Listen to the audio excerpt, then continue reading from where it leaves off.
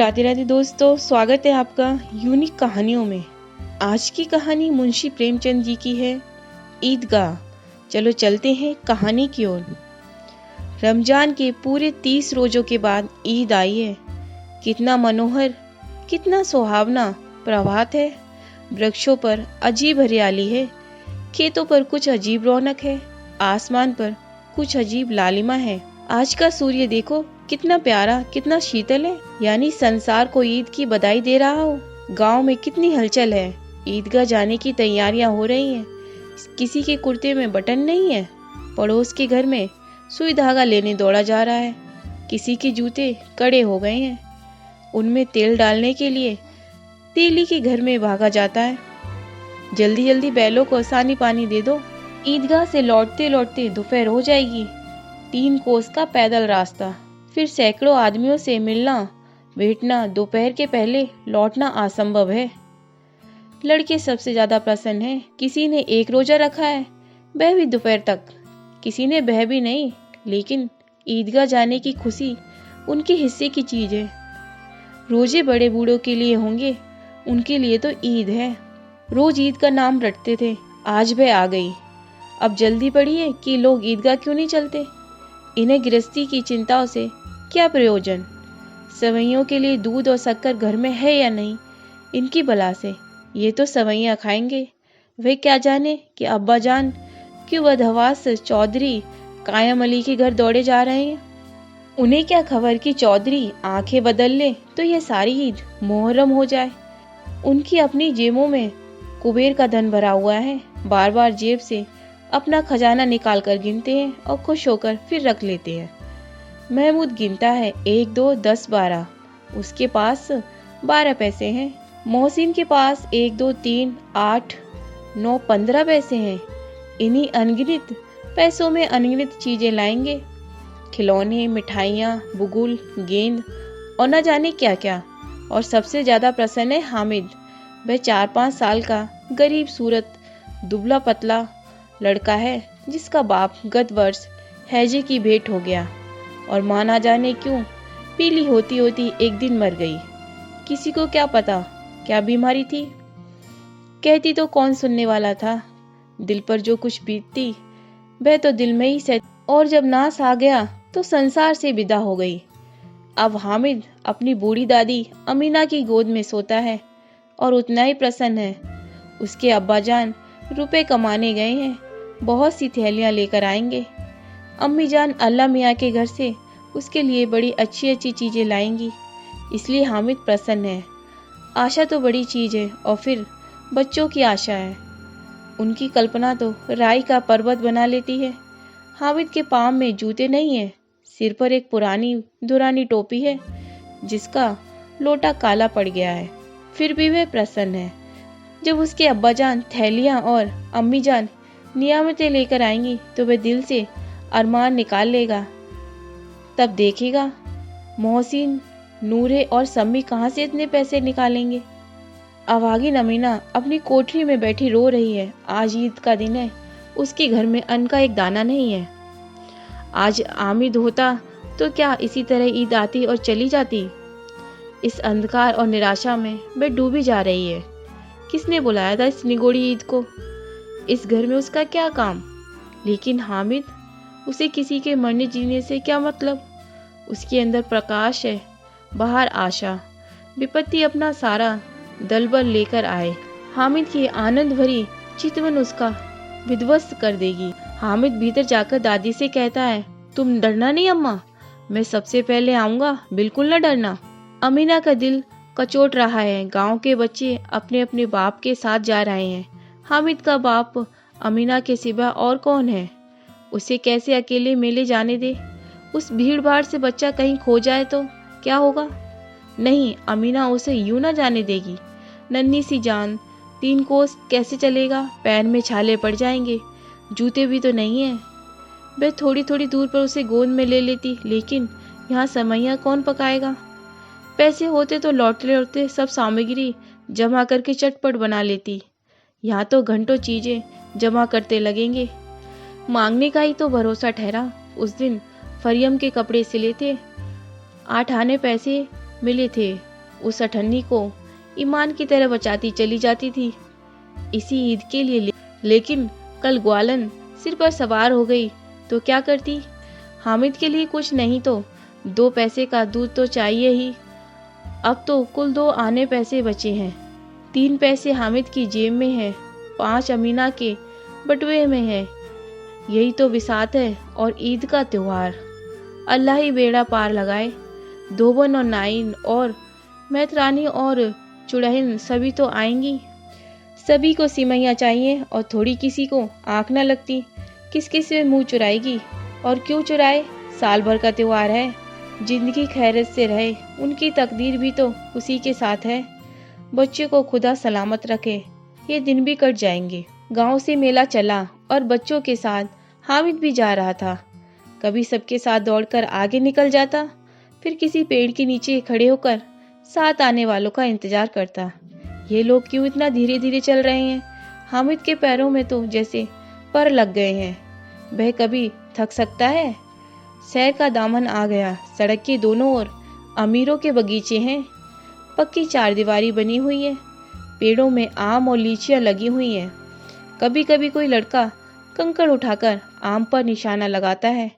माली अंदर से गाली देता हुआ निकलता है।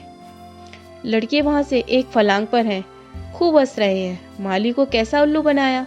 बड़ी बड़ी इमारतें आने लगी। यह अदालत है, यह कॉलेज है, यह क्लब घर है। इतने बड़े कॉलेज में कितने लड़के पढ़ते होंगे? सब लड़के नहीं है जी, बड़े बड़े आदमी हैं। सच, उनकी बड़ी बड़ी मूछें हैं। इतने बड़े हो गए हैं, अभी तक पढ़ने जाते हैं। ना जाने कब तक पढ़ेंगे और क्या करेंगे इतना पढ़कर। हामिद के मदरसे में तो 2-3 बड़े बड़े लड़के हैं, बिल्कुल 3 कौड़ी के। रोज मार खाते हैं, काम से जी चुराने वाले। इस जगह भी उसी तरह के लोग होंगे और क्या। क्लब घर में जादू होता है, सुना है। यहाँ मुर्दों की खोपड़ियाँ दौड़ती हैं और बड़े बड़े तमाशे होते हैं, पर किसी को अंदर नहीं जाने देते। और वहाँ शाम को साहब लोग खेलते हैं, बड़े बड़े आदमी खेलते हैं, मूंछों दाढ़ी वाले, और मेम भी खेलती हैं। सच, हमारी अम्मा को ये दे दो, क्या नाम है, बैट तो उसे पकड़ ही ना सकेंगी, घुमाते ही लुढ़क जाए। महमूद ने कहा, हमारी अम्मी जान तो हाथ कांपने लगेंगी, अल्लाह कसम। मोहसिन बोला, चलो। मनो आटा पीस डालती हैं, जरा सा बैट पकड़ लेंगी तो हाथ कांपने लगेंगे। सैकड़ों घड़े पानी रोज निकालती हैं, 5 घड़े तो तेरी भैंस पी जाती है। किसी मेम को 1 घड़ा पानी भरना पड़े तो आंखों तले अंधेरा आ जाए। महमूद, लेकिन दौड़ती तो नहीं है, उछल कूद तो नहीं सकती। मोहसिन, हाँ, उछल कूद तो नहीं सकती, लेकिन उस दिन मेरी गाय खुल गई थी और चौधरी के खेत में जा पड़ी थी। अम्मा इतनी तेज दौड़ी कि मैं उन्हें ना पकड़ सका। सच। आगे चले। हलवाइयों की दुकानें शुरू हुई। आज खूब सजी हुई थी। इतनी मिठाइयाँ कौन खाता है? देखो ना, एक एक दुकान पर मनो होंगी। सुना है रात को जिन्नात आकर खरीद ले जाते हैं। अम्मा कहती हैं आधी रात को एक आदमी हर दुकान पर जाता है और जितना माल बच जाता है वह तुलवा लेता है और सचमुच के रुपए देता है, बिल्कुल ऐसे ही रुपए। हामिद को यकीन न आया, ऐसे रुपए जिन्नत को कहाँ से मिल जाएंगे। मोहसिन ने कहा, जिन्नत तो रुपयों की क्या कमी है, जिस खजाने में चाहे चला जाए लोहे के दरवाजे तक उसे रोक नहीं सकते। जनाब, आप हैं किस फेर में? हीरे जवाहरात तक उसके पास रहते हैं। जिससे खुश हो जाए उसे टोकरो जवाहरात दे दिए। अभी यहीं बैठे हैं, 5 मिनट में कलकत्ता पहुंच जाए। हामिद ने फिर पूछा, जिन्नात बहुत बड़े होते हैं? मोहसिन, एक दिन सिर आसमान के बराबर होता है जी। जमीन पर खड़ा हो जाए तो उसका सिर आसमान से लग जाए, मगर चाहे तो एक लोटे में घुस जाए। हामिद, लोग उन्हें कैसे खुश करते होंगे? कोई मुझे ये मंत्र बता दे तो एक जिन को खुश कर लूं। मोहसिन, अब ये तो मैं नहीं जानता, लेकिन चौधरी साहब के काबू में बहुत सी जिन्नत हैं। कोई चीज चोरी हो जाए, चौधरी साहब उसका पता लगा देंगे और चोर का नाम भी बता देते हैं। जुमराती का बछड़ा उस दिन खो गया था। 3 दिन हैरान हुए, कहीं ना मिला। तब झक मारकर चौधरी के पास गए। चौधरी ने तुरंत बता दिया। मवेशी खाने में है और वहीं मिला। जिन्नत आकर उन्हें सारे जहान की खबर दे जाते हैं। अब उसकी समझ में आ गया कि चौधरी के पास क्यों इतना धन है और क्यों उनका इतना सम्मान है। आगे चले ये पुलिस लाइन है, यही सब कांस्टेबल कावयत करते हैं और रात को पहरा देते हैं। रात को बेचारे घूम घाम कर पहरा देते हैं, नहीं चोरियां हो जाएं। मोहसिन ने प्रतिवाद किया, ये कांस्टेबल पहरा देते हैं तभी तुम बहुत जानते हो। अजी हजरत, ये चोरी करते हैं। शहर के जितने चोर डाकू हैं सब इनसे मिले रहते हैं। रात को ये लोग चोरों से तो कहते हैं चोरी करो और आप दूसरे मोहल्ले में जाकर जागते रहो पुकारते हैं। तभी इन लोगों के पास इतने रुपए आते हैं। मेरे मामू एक थाने में कांस्टेबल हैं, 20 रुपया महीना पाते हैं, लेकिन 50 रुपए घर भेजते हैं। अल्लाह कसम, मैंने एक बार पूछा तो मामू आप इतने रुपए कहाँ से पाते हैं? हंसकर कहने लगे, बेटा अल्लाह देता है, फिर आप ही बोलो। हम लोग चाहें तो एक दिन में लाखों मार लाएं। हम तो इतना ही लेते हैं जिसमें अपनी बदनामी ना हो और नौकरी ना चली जाए। हामिद ने पूछा, ये लोग चोरी करवाते हैं तो इन्हें कोई पकड़ता क्यों नहीं है? मोहसिन उसकी नादानी पर दया दिखाकर बोला, अरे पागल, इन्हें कौन पकड़ेगा? पकड़ने वाले तो ये लोग खुद हैं, लेकिन अल्लाह इन्हें सजा भी खूब देता है। हराम का माल हराम में जाता है। थोड़े ही दिन हुए मामू के घर में आग लग गई। सारी लेई पूंजी जल गई, एक बर्तन तक ना बचा। कई दिन पेड़ के नीचे सोए, अल्लाह कसम पेड़ के नीचे। फिर न जाने कहां से 100 कर्ज लाए तो बर्तन भाड़े लाए। हामिद, 100 तो 50 से ज्यादा होते हैं। कहाँ 50 कहाँ 100? 50 एक थैली भर होता है, 100-200 तो थैलियों में ना आएंगे। अब बस्ती घनी होने लगी। ईदगाह जाने वालों की टोलियां नजर आने लगी, एक से एक भड़कीले वस्त्र पहने हुए। कोई इक्की तांगे पर सवार है, कोई मोटर पर। सभी इत्र से बसे, सभी के दिलों में उमंग। ग्रामीणों का एक छोटा सा दल अपनी विपन्नता से बेखबर संतोष और धैर्य में मग्न चला जा रहा था। बच्चों के लिए नगर की सभी चीजें अनोखी थीं। जिस चीज की ओर ताकते ही रह जाते और पीछे से बार बार हॉर्न की आवाज होने पर भी न चेतते। हामिद तो मोटर के नीचे आते आते बच गया। सहसा ईदगाह नजर आई। ऊपर इमली के घने वृक्षों की छाया है, नीचे पक्का फर्श है जिस पर जाजम बिछा हुआ है और रोजेदारों की पंक्तियां एक के पीछे एक न जाने कहां तक चली गई हैं, पक्की जगत के नीचे तक, जहां जाजम भी नहीं है। नए आने वाले आकर पीछे की कतार में खड़े हो जाते हैं। आगे जगह नहीं है। यहाँ कोई धन और पद नहीं देखता। इस्लाम की निगाह में सब बराबर है। इन ग्रामीणों ने भी बाजू किया और पिछली पंक्ति में खड़े हो गए। कितना सुंदर संचालन है, कितनी सुंदर व्यवस्था। लाखों सिर एक साथ सजदे में झुक जाते हैं, फिर सबके सब एक साथ खड़े हो जाते हैं, एक साथ झुकते हैं और एक साथ घुटनों के बल बैठ जाते हैं। कई बार यही क्रिया होती है, जैसे बिजली की लाखों पंक्तियां एक साथ प्रदीप्त हों और एक साथ बुझ जाएं, और यही क्रम चलता रहता है। कितना अपूर्व दृश्य था, जिसकी सामूहिक क्रियाएं विस्तार और अनंता हृदय को श्रद्धा, गर्व और आत्मता से भर देती थी। मानो भ्रातृत्व का एक सूत्र इन समस्त आत्माओं को एक लड़ी में पिरोए हुए है। नमाज खत्म हो गई, लोग आपस में गले मिले, तब मिठाइयाँ और खिलौनों की दुकान पर धावा होता है। ग्रामीणों का यह दल इस विषय में बालकों में से कम उत्साही नहीं है। ये देखो हिडोला, 1 पैसा देकर चढ़ जाओ। कभी आसमान पर जाते हुए मालूम होंगे, कभी जमीन पर गिरते हुए। ये चरखी है, लकड़ी के हाथी घोड़े ऊंट छड़ों में लटके हुए हैं। 1 पैसा देकर बैठ जाओ और 25 चक्रों का मजा लो। महमूद और मोहसिन और नूर और सम्मी इन घोड़ों और ऊँटों पर बैठते हैं। हामिद दूर खड़ा है, 3 ही पैसे तो उसके पास हैं। अपने कोष को 1/3 जरा सा चक्कर खाने के लिए नहीं दे सकता। सब चरखियों से उतरते हैं, अब खिलौने लेंगे। इधर दुकानों की कतार लगी हुई है, तरह तरह के खिलौने हैं, सिपाही और गुड़िया, राजा और वकील, भिश्ती और धोबिन, साधु। वाह कितने सुंदर खिलौने हैं, अब बोला ही चाहते हैं। कितने सुंदर खिलौने हैं। महमूद सिपाही लेता है, खाकी वर्दी और लाल पगड़ी वाला, कंधे पर बंदूक रखे हुए। मालूम होता है अभी कवायद किए चला जा रहा है। मोहसिन को भिश्ती पसंद आया, कमर झुकी हुई है, ऊपर मशक रखे हुए हैं, मशक का मुंह एक हाथ से पकड़े हुए है। कितना प्रसन्न है, शायद कोई गीत गा रहा है। बस मशक से पानी उड़ेलना ही चाहता है। नूर को वकील से प्रेम है। कैसी विद्वता है उसके मुख पर। काला चोगा, नीचे सफेद अचकन, अचकन के सामने की जेब में घड़ी, सुनहरी जंजीर, एक हाथ में कानून का पोथा लिए हुए। मालूम होता है अभी किसी अदालत से जिरह या बहस किए चले जा रहे हैं। अब सब 2-2 पैसे के खिलौने हैं। हामिद के पास कुल 3 पैसे हैं। इतने महंगे खिलौने वह कैसे ले। खिलौना कहीं हाथ से छूट पड़े तो चूर चूर हो जाए, जरा पानी पड़े तो सारा रंग घुल जाए। ऐसे खिलौने लेकर वह क्या करेगा, किस काम के हैं।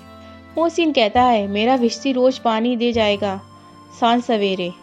महमूद और मेरा सिपाही घर का पहरा देगा। कोई चोर आएगा तो फौरन बंदूक से फायर कर देगा। नूर और मेरा वकील खूब मुकदमा लड़ेगा।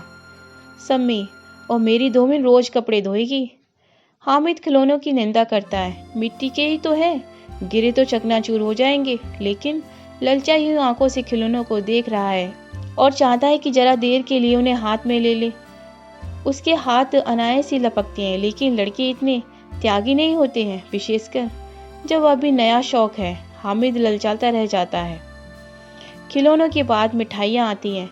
किसी ने रेवड़ियाँ ली, किसी ने गुलाब जामुन, किसी ने सोहन हलवा। मजे से खा रहे हैं।